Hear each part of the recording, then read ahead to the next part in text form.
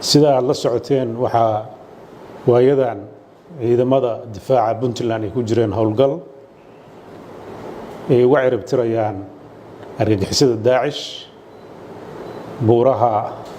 silsilada Golis ee Calmiskaad sida aad la wada socoteen howlgalkani wuxuu bilowday 26kii bishii 12aad kaas oo loogu magac daray howlgalka Hillaac ee safaynta argagixisada Puntland waxa uu runtii ahaa howlgal si wanaagsan loo qorsheeyay diyaar garow fiican laga yeeshay dhammaan qaybaha uu u baahan yahay si uu howlgalkaas u hirgalo laga taxadiray haddii aan lahayd ciidamada haddii aan lahayd gudiyada taakulada haddii aan lahayd howlwadeennada caafimaadka haddii aan lahayd bulshada iyo baraarujinteeda iyo waxusheegeeda iyo dhammaan hay-adaha dawladda ee kala duwan inay qaybta qolo walba ay ku leedahay ka qaataan howlgalkaas oo 26kii wajigiisa koowaad ee militariga ahaa oo bilowday magaalada Darjaalle uu ka bilowday waxa uu soo gabagaboobay wajiga koowaad 28kii bishii koowaad waxaa sidoo kale dawladda Puntland ay ku dhawaaqday 30kii bishii koowaad in wajiga labaad ee howlgalkaas ee militariga ahaa ee safaynta ah uu bilowdo isagoo ka bilowday wajiga labaad magaalada Turmasaale waxa uu maanta oo 27kii bishii labaad ah uu ku soo idlaaday wajigiisii labaad magaalada Dasaan oo ahayd xarunta ay ka hogaaminaysay Daesh geeska Afrika iyo dhammaan howlgallada caalamka ay ka fulisay isqarxinta ah sida xogaha caalamiga ah iyo xiriirka dawladaha nagala shaqeynaya ay sheegeen Dasaan iyo Daadaar iyo Shabaab waxay ahaayeen meesha xarunta u ah oo lagu tababaro dadka loogu talagalay inay caalamka oo dhan ay ka argagixiyaan ummadaha waxay xoguhu sheegayaan dad howlgallo ka sameeyay waqooyiga Amerika qaaradda Yurub iyo dalal kale oo Aasiya iyo Carabta ah inay saldhig u ahayd oo lagu tababaray halka madaxda hawshaas qorsheyn jirtana saldhigeedu uu ahaa halka sida duqeyntii Mareykanka ee labada mar ahayd lagu cadeeyay warbixinta Mareykanka inay halka ku beegsadeen dadkii ka shaqeyn jiray inay soo ururiyaan dadka Mareykanka howlgallada iyo Yurub ka geysta Calmiskaad ma ahayn khatar Puntland oo kaliya ma ahayn khatar Soomaaliyeed oo kaliya ma ahayn khatar qaaradda Afrika oo kaliya waxay ahayd khatar caalami ah oo runtii u sahashay fursadda dalkeen uu ku jiro iyo dalka aan dariska nahay Yemen burburka ka jira iyo dagaalada ka soo cusboonaada dhammaan geeska Afrika inay helaan marino ay uga gudbaan dalalkaas waxayna ku talagaleen meel aan ishu arkayn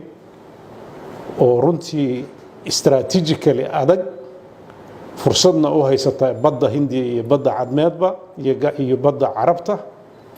halkaas inay muddo ku ururinayeen dhammaan dadka howlahaas maamula sidoo kale dadka howlahaas fuliya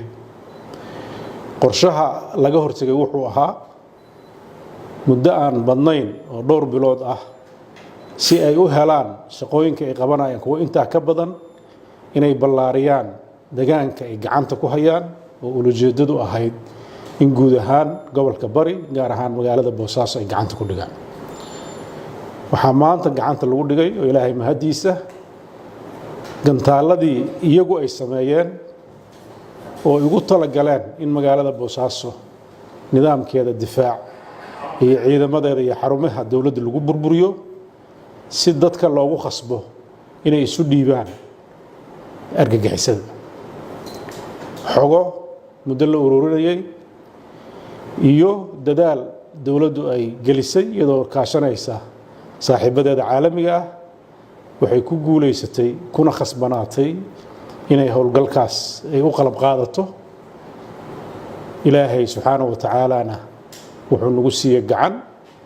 waan uga mahadcelinaynaa ilaahay subxaanahu wa tacaala hawshaas baaxadda leh ee bulshada soomaaliyeed gaar ahaan puntland ay qabsatay waxaan marka hore rabaa inaan u mahadceliyo ciidamada geesiyaasha ah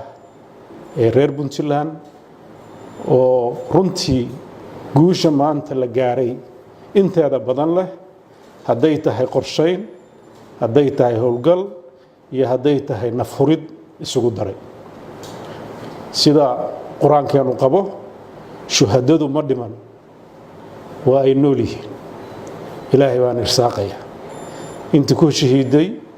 ilaahay lahaa oo u ballan qaaday inay jannada firdowso galaan ayaan subxaanahu wa tacaala aaminsannahay waana malaynaynaa inay jannada galayaan inta ku dhaawacantay waxaan ilaahay uga baryaynaa inuu si dhaqso ah ugu booygadhoyo arrintaas runtii waxay muujisay dadka reer puntland gudo iyo dibadba inay noqdaan dad isku duuban dalkooda ilaashanaya cadowga iska dhicinaya qof walbana uu uga qayb qaatay meel kasta uu joogo intii karaankiisata kii adin uga qayb qaadanayay kii af uga qayb qaadanayay kii dhaqaale uga qayb qaadanayay kii talo iyo fikir uga qayb qaadanayay intaba waxaa la oran karaa dadka reer puntland maanta arrintaas uma aysan kala harin iyo dadka soomaaliyeed ee samajecalka ah iyo dhammaan saaxiibada caalamiga ah ee khatartaasna la arkayay waxaan si gaara rabaa inaan ugu mahadceliyo dalalka sida tooska ah shaqadaas wax uga waday oo runtii ugu horeyso dalka imaaraadka carabta oo doorka ugu weyn lahaa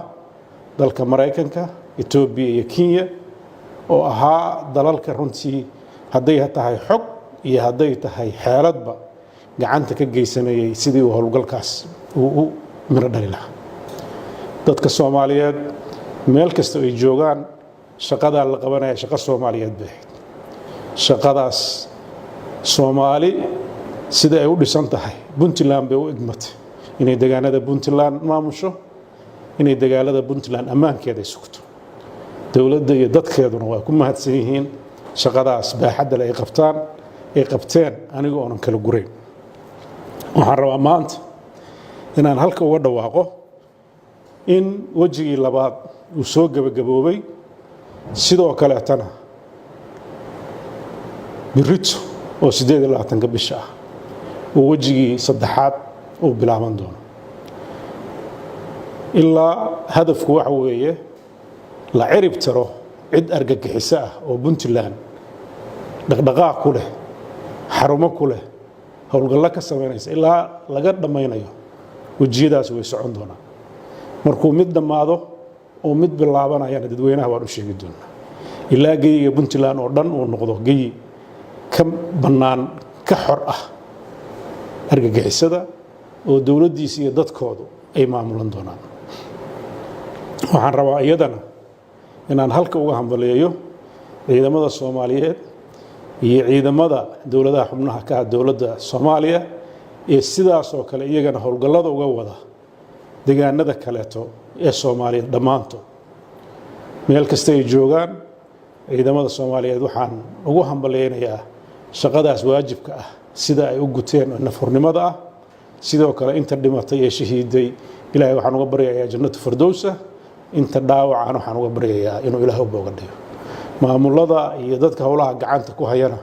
waxaan ilaahay uga rajeynayaa inuu u fududeeyo howshaas adag ee ay ku jiraan dabcan waa howl qaran waa howl bini aadannimo waa howl mas-uuliyadeed oo soomaalinimo waa howl u baahan in laga wada qayb qaato dadka soomaaliyeedna ay u jeestaan cadowga dhabta ay leeyihiin waa argagixisada dalkooda iyo dadkooda ku soo duushay dabcan kama marna khilaafaadka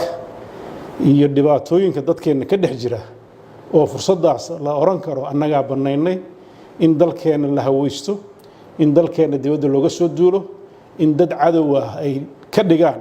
dhul aan la lahayn oo dhulkii la helay ah sidii meelo badan adduunka la oran jiray taariikhda ku ah dhulka Soomaaliyeed inuu noqdo dhul baylaha dadkiisa sabab u ah waliba siyaasiyiintiisa waxgaradkiisa iyo dhaqankiisa ayaa saldhig u ah arrintaas waxaan rajaynayaa dadka Soomaaliyeed inay xisaabaadka dib u fiiriyaan dalkooda iyo dadkooda u naxaan mustaqbalkiisa ka shaqeeyaan waxyaabaha lahwiga ah ee waqtiga lagu dhuminayo in dib loo akhriyo oo dib loo saxay u baahan waxaan rabaa inaan u baaqo dadka Soomaaliyeed meel kasta ay joogaan dawladnimada Soomaaliyeed dadka Soomaaliyeed oo dhan baa leh meel kasta uu joogo dawladnimada Soomaaliyeed waxay ku dhismi kartaa wada hadal is-afgarad iyo heshiis dhab ah madaxdu awood uma leh inay qorshaha siday rabaan iyagu u fuliyaan waa inuu ku salaysnaa rabidda dadka iyo sharciga runtii dawladda Puntland intaysan tallaabo qaadin waxay aad u ilaalisay midnimada dadka shaqadan inay tahay shaqo dadka Soomaaliyeed leeyihiin waxay kala tashatay dhaqanka waxay kala tashatay culimada waxay kala tashatay ganacsatada waxay kala tashatay cid kasta oo dalkan saameyn ku leh hogaamin ku leh waxay u bandhigtay dadkeeda gudaha jooga waxay u bandhigtay dadkeeda dibadda jooga shaqada maanta socoto shaqo xukuumadda maanta jirta kaliya ee leedahay maaha waa shaqo dawladda Puntland leedahay dawladda Puntland marka la leeyahay maaha xukuumadda maanta jirta waa dawladda oo dhan oo shacab iyo dhul iyo dad oo isku jira weeye annagu hoggaankiisii baan nahay la doortay waxa aan ku shaqaynayno waxa weeye waa sharciga iyo dastuurka iyo himilooyinka ummaddan ay leedahay reer Puntland taas ayaa qorshayaasha saldhig u ah waajibaadka inaan difaacno cadow ku soo duulay ka qabanno qorshe u sameeyno waa waajibaadkeena dastuuriga ah oo dadkeena naga sugayeen sidaas ay tahay waxa nagu xambaaray inaan anaga waajibkeena inaan gudanno waxa mahaddeeda iska leh dadkii marka hore noo igmaday iyo dadka gacanta nagu siiyay inaan shaqada gudanno oo runtii dadka reer Puntland oo dhan ah waxaan rajaynayaa waajibka Soomaali naga saaranna inuu noqdo waajib dadka Soomaaliyeed oo dhan leeyihiin dadka madaxda ay u igmadaan ay gartaan waajibkan inuu yahay waajib loo dhiibtay dadkuna ay gacan ku siiyaan oo ay ka dhaafaan dhaleecaynta iyo niyad jabka madaxduna ay garato amaanada sida ay u gudan lahayd si sharci ku dhisan inay noqoto oo dadkoodu raalli ka yahay arrintaas ma rabo inaan ku fogaado laakiin waxaan dirayaa baaq in dadka Soomaaliyeed dalkii halis uu ku jiro dalka Soomaaliyeed qorshayaal runtii iyo xogo waqtigeeda la soo bandhigi doono ayaan helnay oo khatar aad u weyn xambaarsan khaasatan Daacish qorshayaasha ay lahayd oo waqtigeeda aan la wadaagi doono dadka marka howlgal ku dhamaado waa qorshe runtii walaac gelin kara qofkii mas'uul ah khatarna gelin kara mustaqbalka Soomaaliya waa qorshe aan ku koobnayn dad Soomaaliyeed oo kaliya dad ajnabi ah oo gargagixisata ah waa qorshe runtii aan rabin halka inaan ka faahfaahiyo oo khatartiisa leh oo u baahan in si mug leh looga fiirsado arrintaas dalkeenu inuu beelaha noqdo waxaa saldhig u ah khilaafaadka bulshada ku dhex jira iyo ku dhaqan la'aanta dastuurka heshiiska lagu yahay waxaan ka digayaa mar labaad wax kasta oo bulshadeena kala kaxayn kara in madaxda Soomaaliyeed ay ka fogaato wax kasta oo isku soo dhaweyn karana inay waqtiga geliso Puntland waxay diyaar u tahay ku dhaqanka sharciga ilaalinta dastuurka Puntland iyo kan federaalka ah waxay diyaar u tahay dhammaan geeyo Soomaaliyeed waajibka ka saaran inay ka gudato iyadoo kaashanaysa ummadeeda guud ahaan waxaan rabaa halka inaan baaq uga diro dadka Soomaaliyeed ee reer Puntland ah ee ururka argagixisada Daacish la shaqeynay ee magaalooyinka ku sugan ee aan furimaha lagula dagaalamay joogin taakulada ka qayb qaadanay dadka lacagaha ka qaaday dadka gudbinay iyaga ku soo degayeen shirkadaha u furto ganacsadada ka dhigay qaxootiga ka dhigo guryaha dejiyay dadkaas waxaan rabaa inaan ugu baaqo muddo 7 casho ah inay laamaha amniga la soo xiriiraan inay hawshaas ka baxeen cadeeyaan liisaskooda waan haynaa magacyadooda waan haynaa 7 bari gudahood ciddii ku imaan weydo dawladdu tallaabo sharci ka qaadi doonta dadkaas waxay isugu jiraan dhaqan waxa ku jira culimo waxa ku jirta ganacsato waxa ku jirta dad kaleeto oo bulshada jaah ku leh oo noocyo kala duwan halka aan ku faahfaahin doono toddobadaas beri waxaan ugu talagalnay annagu ilaalinayna mustaqbalka dalkeenna iyo dadkeenna fursadaas inaan siino khaladka ilaahay baa khaldamo ah ninkii khaladkiisa ka soo noqda dadkiisu waxay rajaynaynaa iyo dowladdiisu inay cafis fidin doonto qofkii cafiskaas qaadan waayo tallaabadiisa waqtigeeda imaan doonta waxaan kaloo rabaa inaan u sheego dadka cadowga ee soo duulay toddobadaas beri ciddii isku soo dhiibaysa dalalkooda ku noqonaysa isaga tegaysa fursad bay haystaa waan ognahay maataa ku jirta xaasas baa ku jira carruur bay keensadeen hadday i maqlayaan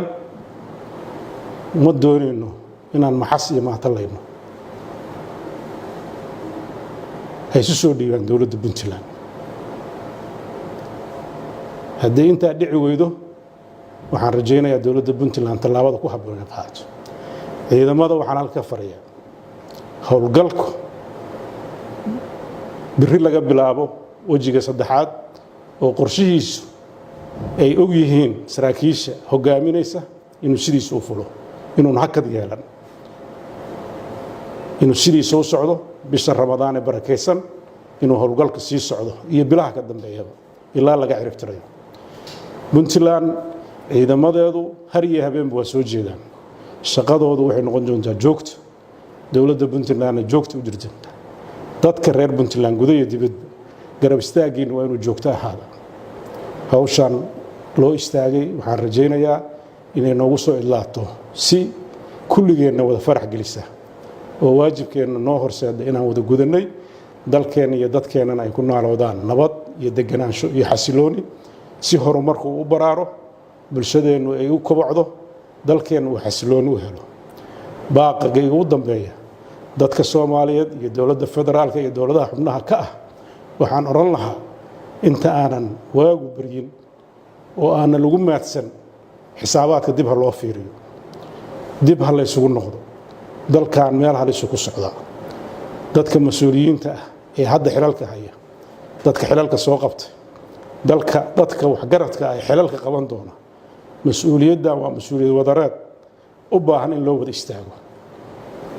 wax kala jiidasho iyo qabaa'il isdiidan iyo kooxo isdiidan waxa maanta dalkeenna beelaxda ka dhiga wey dadka soomaaliyeed dib ha isugu noqdaan dib ha wada hadlaan waxaan rabaa halka inaan ka faro ama u soo jeediyo dhammaan dadka soomaaliyeed qabaa'ilka in la joojiyo colaadaha qabiilka ku salaysan colaadaha siyaasadaha ku salaysan colaadahaasoo dhan waxay wiiqayaan oo fursad siinayaan argagixisada waxaan tacsi gaara u dirayaa meelaha weli hadda dagaalada argagixisada iyo dhibaatadu ay ka socoto anuuna kala soocayn kala magacaabayn waxaan u rajaynayaa ciidamada kala duwan ee howlgallada ku jira inuu ilaahay u fududeeyo inay ka hortagaan isku dayada iyo dhagarta lala maagaya dadka soomaaliyeed waxaan dowladaha saaxiibka ay nahay ee gacanta naga siiya ee dhammaan kuwa afrika hadday tahay iyo kuwa kaleeto ee caalamka qeybihiisa kaleeto ee gacanta ka geysta la dagaalanka argagixisada waxaan rajaynayaa in la mideeyo howlgalladooda iyo qorshayaashooda runtii qorshay la isku dabiriday oo loo dhan yahay hal hoggaan leh tusaale waxaa ugu filan mashruuca ama howlgalka hillaac ee hirgeliyey inuu u fulo sidii loogu talagalay iyadoo wada socdaan taageerada caalamiga ah ciidamada iyo bulshada runtii arrintaas waxaan bogaadinaynaa inay iyaduna noqoto mid dadka soomaaliyeed sidaa si la mid ah inay ugu diyaargaroobaan anoo malaynayo inay dadku diyaar u yihiin sanadkan inay ka gudbaan colaadahaas argagixisada sababaan waxaan u rajaynayaa sanadkan 2025 inuu noqdo sanadkii la soo xiri lahaa ama la soo afjari lahaa cadowiyada argagixisada ilaahay idankiis soomaaliyana ay marxalad cusub iyo waayo cusub ay wajihi lahayd intaasaa kelmadeeda kusoo gabagabeynaya aad baa u mahadsantihiin wasalaamu calaykum waraxmatullaahi wabarakaatu